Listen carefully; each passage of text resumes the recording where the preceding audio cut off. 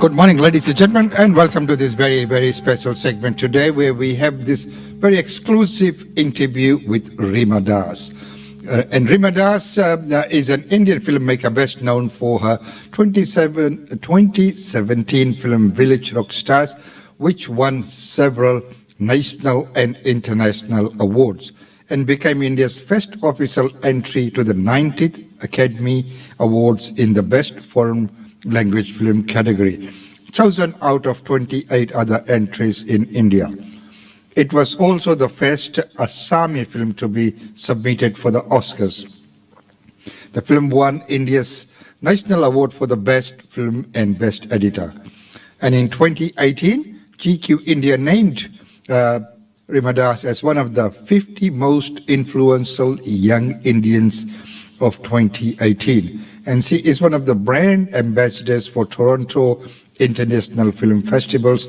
And she shares her journey with us as we conduct an exclusive interview during APSA. So APSA, what is APSA? Well, for Brisbane Indian Times, we have been associated with APSA since it's launched. The launch in 2007. When a group got together in Brisbane, I still remember the place, in Eagle Street, and discussed these options. So they chose people from all different ethnic backgrounds, and because India being one of the ones, so we were chosen. So the Asia Pacific Screen Awards, known as APSA, is an international cultural initiative overseen by Asia Pacific Screen Academy and headquartered in Australia, sometimes called Asia Pacific Oscars, in order to realize UNESCO's goal of promoting and preserving the different cultures through the influential medium of cinema. It honors and promotes films, actors, directors, and cultures of Asia Pacific to the whole worldwide audience. So if you look at the history, APSA was established in 2007 and works with FIFA, the International Federation of Film Producers Association, and international jury selects the winners, and the films are evaluated based on their cinematic quality and how well they reflect their cultural backgrounds. More than 70 nations and regions in the Asia-Pacific regions are represented at APSA, which introduces the films to the new international audiences. It is a sister organization of the European Film Academy and pioneers Platino del Cine. So, we have been involved, as I mentioned. I remember the days when it used to be held at the convention center. We used to make a night out, going all the way to Gold Coast. We stayed at the convention center, and the presentation was done by Ms. Naidu at that time. She was the presenter, and then it came to Brisbane. Then it's now back at Gold Coast in a slightly different format now than what it used to be before. So, ladies and gentlemen, right now, let's get straight into that very, very exclusive interview. And may I say that during APSA, we were the only Indian media to have gained the rights for this exclusive interview with Rima. All the accolades that you have achieved and so many different film festivals and things that you have managed to get to. So, getting to the movie Taurus Husbands, could you tell us about the film? About the film, Taurus Husband, actually, just after COVID, I remember I was in Mumbai for 3 months, first lockdown, and when I was back to my village, then I just wanted to contribute. I wanted to create something. I knew it was quite challenging time to shoot something, but this film, initially it was more a relationship, husband and wife drama, but later on it evolved in a different way. When I started shooting the film in real location and situation during COVID. Although it is the background of this film is COVID, but I look at this film as a more,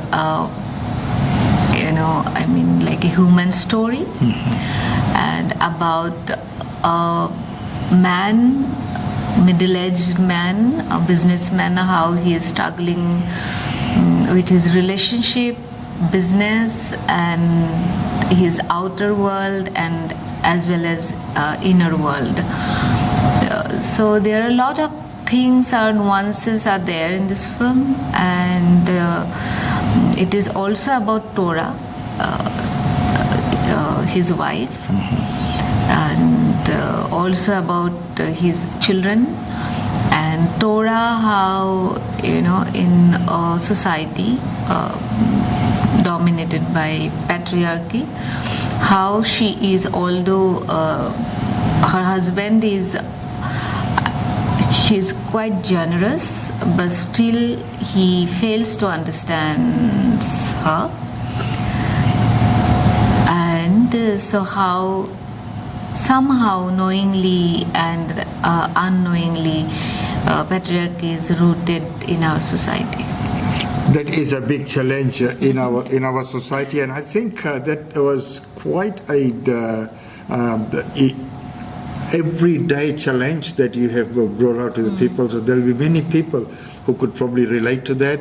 When you look at the challenges in many people from our community as well, they're always into small businesses and the family.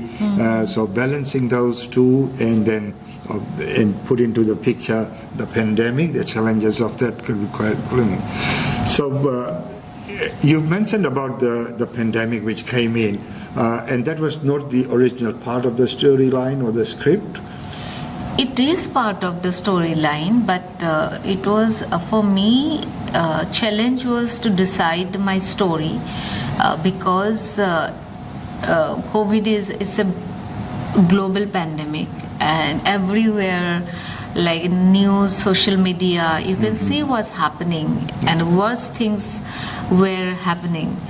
So my challenge was, what would be my story? So I focused more on human story, and his psychologically, how my main protagonist, it's changing, it was how challenging for them to fight with that, his that emotional state of mind. So I focused more on that. On the emotions. Emotions, right. Yes.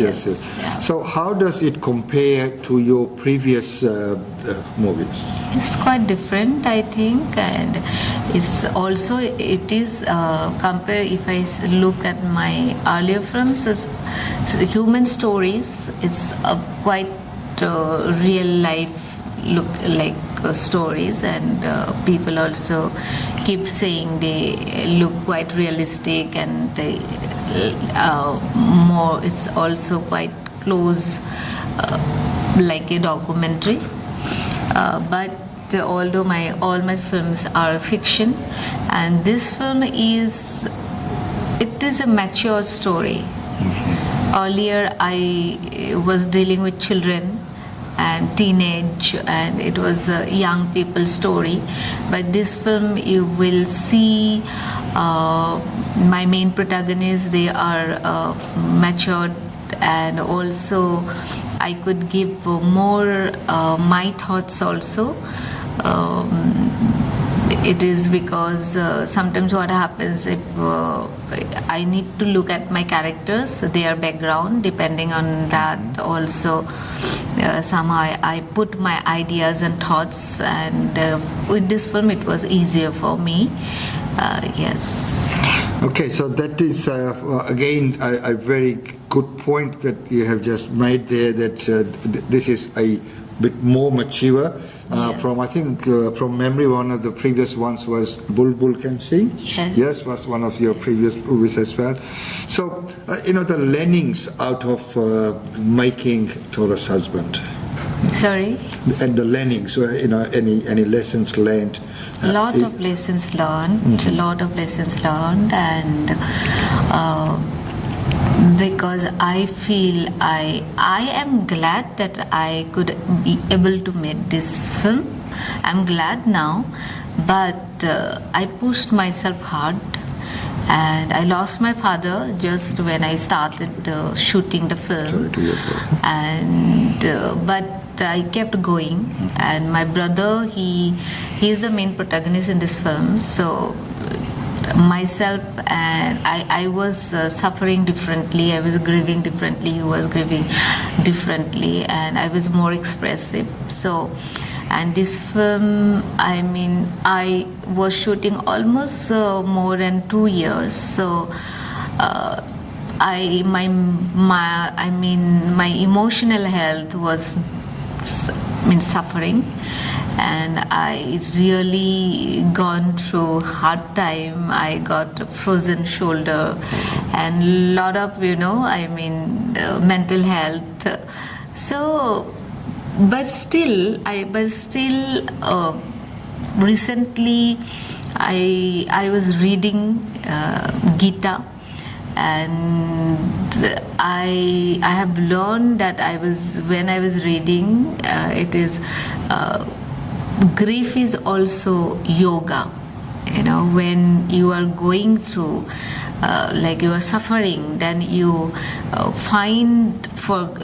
seek for guidance. It is also, if you take it positively, then it is also a great development in your personality. And you look for ideas. So I feel like whatever happened, so I have learned differently, what to do, what not to do, and also how to take care of myself, and how to keep a balance, my emotional, physical, mental, and spiritual health. So learning is a lot. Yes. There's lots of learning, and I think that was quite interesting that you mentioned about the emotions, and that grieving could also be as yoga. Yes. Yes. Interesting way of looking at it. Yes, that's good. Okay, moving forward. So you have. From Assam, and then coming making movies. So when you started off, what were the expectations? I mean, of course, everyone wants to be successful, do really well, but from coming from from your background, making it out there into the world. You were in Toronto. You have been to many film festivals. So how's that journey been? From the very beginning, I came to Mumbai to become an actor, and I'm not coming from that background. I'm coming from like an academic background. My father, he was a teacher. The place I'm coming from, like, films are to be watched, not to be made. No one from my family or extended family related to, film industry. So somehow I landed in Mumbai to become an actor, and then I got opportunity to watch world cinema, and then it happened spontaneously. I wanted to, somehow I didn't know the technicalities, but I wanted to tell stories. I liked the idea. I liked how I fall in love with cinema, the visual power of cinema. And slowly, when I started making my short films, then I realized my ikigai, that this is what I wanted to do, and I loved passionately, because I remember day and night. If I'm traveling also, I was just thinking about movie. I think about movies now also. After 7 years probably, I decided to become a filmmaker. And from the very beginning, when I was watching world cinema, and also I managed to travel to film festivals to watch films and know about how it works. And from the very beginning, I wanted my films to travel to, Cannes Film Festival, Toronto, Berlin, Venice, Sundance, Locarno, Rotterdam, like good, festivals. Most like it was in my mind, and I wanted that, but I didn't know that it would come so soon. And looking at Village Rock's success, it was the day it was selected at Toronto International Film Festival. Surely it was my day, it was a dream to be Toronto. But later on, after Toronto also, I never imagined that it would go to so many festivals and winning awards, national award, then the official entry, Oscar from India. That was, it was. I was dreaming about it, but I didn't know that it would come so soon. A dream come true. A dream come true. That is, and you were quite right. Our industry back in Mumbai is that way that you need to know someone. You are from certain family, as you mentioned. They're coming in there. There've been few who have been successful, and you mentioned about some technicalities about how the technical aspects you didn't know. But I've read somewhere that you actually got a camera and that you were quite handy behind that. Yeah, because I was acting that time. And during my acting career in Mumbai only, I was acting in a short film, and I saw a small camera that was like a digital era. It just started, and I saw a Canon camera, and I decided to buy one. Somehow I managed to buy. And that was my friend, and that was my weapon to start with, because I didn't have courage to ask money or look for a producer. I didn't have courage, I didn't have confidence, and that camera was everything for me. With that camera only I started by my own. And initially I was doing few short films, and when I was making short films I realized that I see a lot of things, when I decided to make a feature film. And also it was my dream that to act in my own films. And that also happened in my first feature film. I had a small crew. We worked around, I think, 24-25 days. But with that first film, Manu the Binocular, I realized that somehow acting and directing, it was not working. I was the producer, also managing so many things. And I felt also limited because I'm not coming from any school or not having that kind of background. I needed freedom. And that's how when I started Village Rockstars, one day in my village I saw these kids. They were performing in a local gathering, and they were performing with fake instruments made by thermocol. And I was that time upset, I was not in a good state of mind. And I remember I was editing my first feature film, Home. And when I saw them, something triggered me, and I saw how beautifully these children, they were celebrating life, and they're mostly coming from daily workers, they are so. Then they encouraged me that how living in deprivation also you can celebrate life, and you can create something, and you can dream. And because of those innocence, the power of innocence of those children, I think I started Village Rockstars by my own. My cousin, she was helping, kids were helping. So it went on 3 years to make that film. And and that's how I mean, it was. Wow, well, amazing story that inspiration could come from anywhere, and the innocence of the kids, as you mentioned, that's amazing. Okay, so moving forward, so what are the plans, and which genre would you be focusing on? I want to tell different stories. Tora's husband is a different story. I tried. And now, although I'm making last few years mostly my own, from our production house, Flying River Film, mostly producing my films, directing. So now, from last year, I'm also collaborating.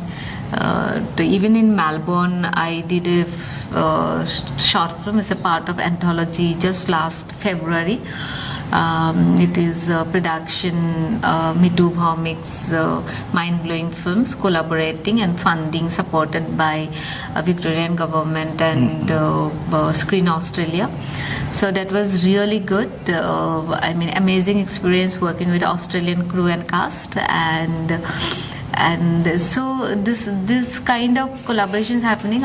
Talk with other producers, production houses also, and how to balance between what I am doing already and also creating something which is not possible, I believe, by myself, because sometimes I imagine something and it needs that kind of production and a crew also who understands my vision. So that is what I'm looking for. And that is always a help when the crew and everyone share the vision and they know what you are doing. Okay, coming back to in conclusion, Asia Pacific Screen Awards. So right here on Gold Coast, right. What's the experience been? Oh, it's beautiful. It's like this is my first time, and my film Village Rocks is also it was nominated back, I think, 2018 at Youth Feature section. That time I couldn't come, and this time I'm here. And it's a wonderful, I think they are doing a wonderful job, how it is so important, how they are celebrating cinema, promoting filmmakers, actors, giving them, supporting them, funding, creating, a diverse, bringing like diverse culture together through cinema. And I'm enjoying. This is my, I think, third day, and meeting fellow filmmakers, like jury members and actors and whoever working here, organizers. So I'm really enjoying. Yeah, and we really need this kind of platforms because good cinema and like indie cinema, we are in that dominated commercial space. Yes, so it is very important, I think, to good cinema to survive. This kind of platforms are really important.